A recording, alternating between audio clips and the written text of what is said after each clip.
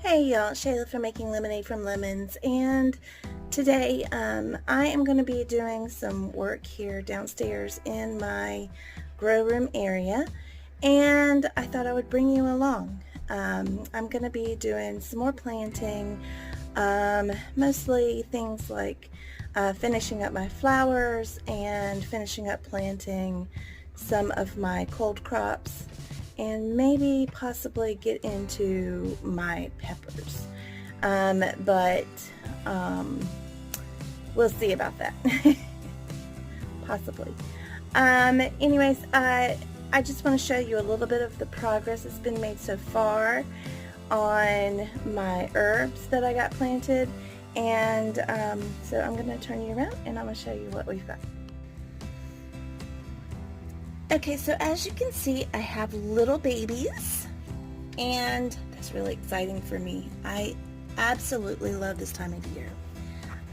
If you look, I've got, these are basil. Actually, I'm sorry, this is thyme, and these are basil. So at this point, they look really, really similar. But thanks to my handy dandy little markers, I know exactly what I have planted there. And rosemary is something that I have always had trouble with getting to germinate, but if you look right over there in the corner, you can see I have a little bit of green.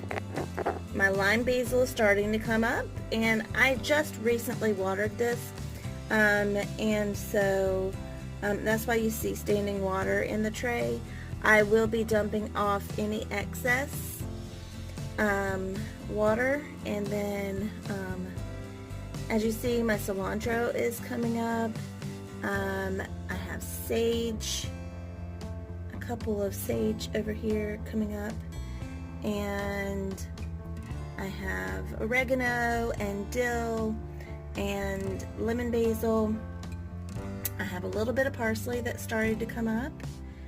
That right there, where there's lots and lots of little seeds, that is my purslane, and I'll talk about that here in just a minute. Cumin is coming up.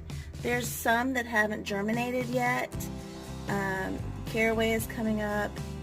I have some lemon mint, and right there I have one little parsley right there that's starting, actually I see two that's starting to come up, and there's some cinnamon basil.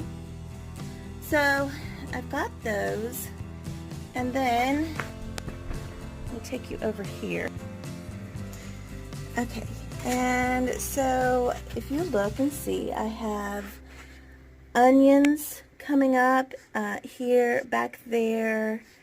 I don't have any in this one yet. That's my red burgundy onion, and I don't see anything there. But in my red beard bunching onion, I have some coming up there. Then over here, I have Korean mint and epazote. I've got summer savory, and I've got a little bit, let's see if I can get it back there. I can't really tell what you guys can see right there or not, but a little bit of the lemongrass. I have one little valerian sprout coming up, and right there, those right there are my Thai Roselle. I am so excited about this Thai Roselle. Anyways, so that's what I have coming up right now. And then, you know, I have to get my flowers and stuff planted. So that's what I'm going to be working on today. So I have a lot of my flowers. I'll show you. I have a lot of them. They've already got the pre-written tags to go with them, so I'm going to start with those. And most of the time, most people don't plant things like nasturtium and that kind of thing. They generally direct sow them. Last year, I had a really hard time with them. They were just really tiny. So I had decided that I was going to go ahead and sew them inside first. And then I saw a video from Jess at Roots and Refuge, and she said that she had done the same thing. So that makes me feel better about my choice to do it because her nasturtiums are beautiful. So anyways, I'm going to adjust this so that you guys can see kind of what I'm doing. Let's see if I can. Yeah. Okay. And while I'm doing this, I just wanted to kind of chat with you guys about gardening. And I see so many people talking about that they could never, they don't think that they could ever grow from seeds, or, you know, they kill plants, and how difficult it is to grow from seeds. And I will say that my journey with growing from seeds, I think that it's an excellent skill for people to learn. Whenever I was growing up, you know, my mom and dad, my grandparents, we all grew a garden, and that was just something we did. It was something that, you know, it was just the way that we lived here. You grew a garden and you preserved your foods, and a lot of that had to do with, you know, the fact that my grandmother went, you know, she survived, you know, she was born during Depression age and that kind of thing, and so she lived through a lot of that. And so I think that, you know, and then of course there was wartime where everybody was growing their foods and that kind of thing too. So, you know, I grew up with just, it's just what you did. And so, you know, to me that was normal to grow food, to grow. I never knew us to grow food from seeds. We always bought the plant starts from one of the local greenhouses and started from there. So I really did not have any experience with growing from seeds. The only thing that we grew from seeds were things like beans and corn. And so things like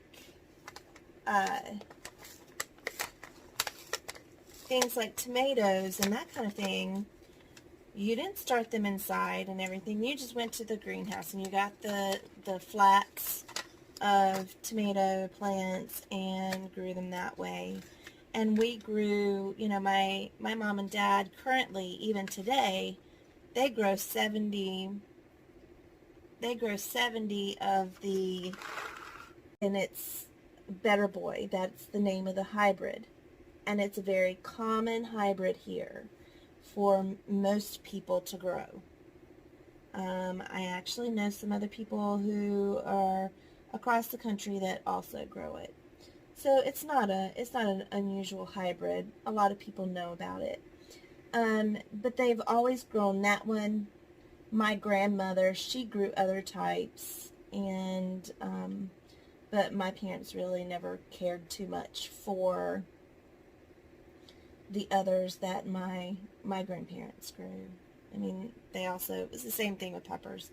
My parents didn't grow peppers, but my grandparents did. So, but I got a chance to experience both of them because, you know, like I said, we helped my grandparents out with their garden in the summer. So we worked our garden and helped with my grandparents' garden.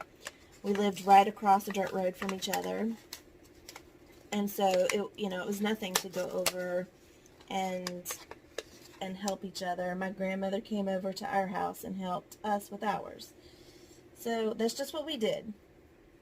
And so, but starting from seeds, I was very, I wanted to learn how to do it because I felt like it was so much cheaper to do, but also because I wanted to learn the skill of starting seeds myself. And so after I got out of the Army and we moved back to North Carolina, I decided that I was going to try to start plants from seeds. And that's what I wanted to do. So the first thing I did was I got some seeds, and I got one of these little things with the little peat pellets, and then I went ahead and I put the seeds in, and I some of them germinated and some of them didn't, and then they got real leggy, and I didn't understand why they weren't growing well. I didn't understand why they, because what they did was they got leggy, and then they would never put out their first true leaves, and then they would just, get real light color, instead of the rich greens that you're supposed to see. And then they would just die, and I didn't understand why. I didn't really understand any of that until, and I just gave up because I was like, I don't understand. So at that point, I stopped trying to grow my own food, and I just decided to help my parents with their garden, and in return, I got some of the rewards from the garden. So my kids and I would go over, and we would help them, work their garden, and, whatever needed to be done. And so then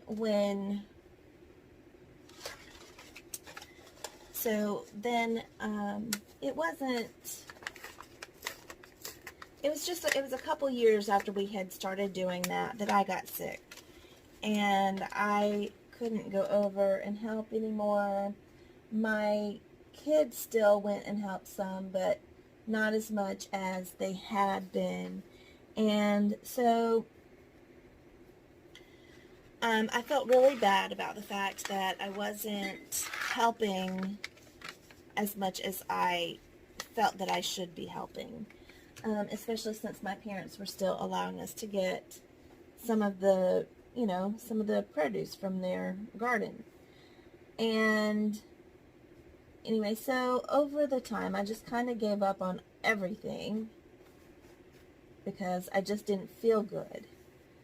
And then this last year, I decided that I was going to try it one more time. Partially because I had been watching some other videos. I had been watching videos of canning, different canning videos of, things that my parents don't like to eat. And I thought, it would be really nice if we had enough to do that. But, my dad won't grow that. And so I thought, well, my dad won't grow that. So what do I do? So that means that I need to grow it myself. It would be really nice if I could grow it myself. And it would be really nice if I could grow from seeds, but I just don't know if I can. And that was what was going on in my head, was I just don't know if I can. And so then I came upon Jess from Roots and Refuge and Living Traditions Homestead and those videos. And in both of the videos, they encouraged people to get out there and just try to grow your own food. And so I began to do more research, and I saw Luke, I watched Luke's channel, In My Gardener, and Gary Pilarchik, I think that's how you say it, from The Rusted Garden, and I watched Callie Kim, and I watched all of those videos and their how-tos on how to plant and the things that you need in order to be successful. And I learned so much from watching them that I felt that I could at least give it a try.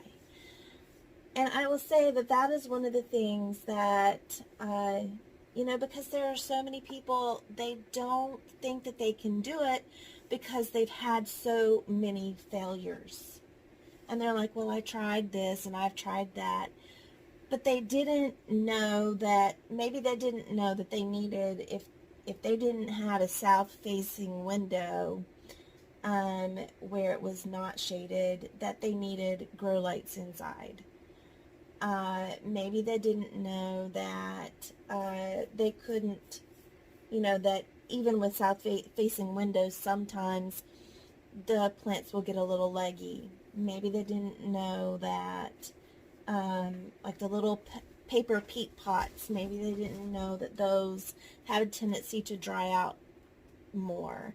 Maybe they didn't know that after a certain amount of time, you needed to start giving them food, because, the soil that you plant them in, the potting mix you plant them in, doesn't have much in the way of nutrients for them. You need to give that to them after they've gotten their first true leaves, that kind of thing. And so that's what, I guess that, like I said, I've seen so many people saying, well, I just don't think that I can. And that's how I felt. I felt like I couldn't. I didn't think that I could.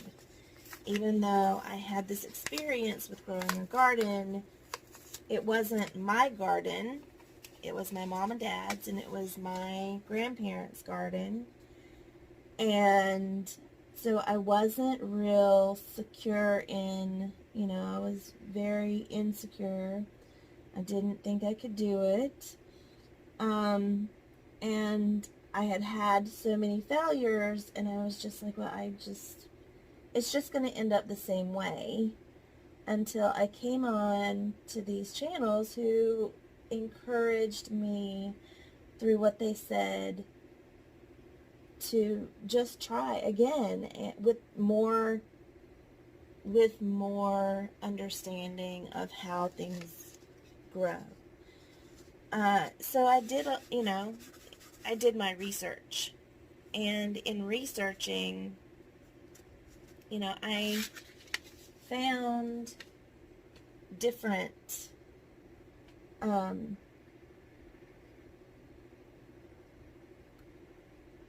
found information that I really needed in order to be successful.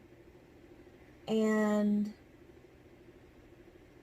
that's something that I have really enjoyed about the homesteading community, is because everyone is so interested in trying to help everybody else to be successful. So if you're one of those people and you're watching and you're not sure if you can garden because of, you're not sure if you can start from seeds, you're not sure if you can grow a garden because you have some sort of, disability, or you've had failures in the past, just do more research and then try. And then what works for one person doesn't always work for another. That's another thing that I definitely came to realize this year, is that some of the things that I did last year that worked for me, I have read that it didn't work for other people, and that's okay. You have to learn what works for you. And so I just want to give encouragement to anybody out there who is thinking that they want to grow a garden. They want to raise their own food because they want to know where their food comes from. Or maybe, they want to grow their own food because they're trying to save money, because that's how it began for me. I wanted to save money. But anyways, I am going to finish up planting my flowers, and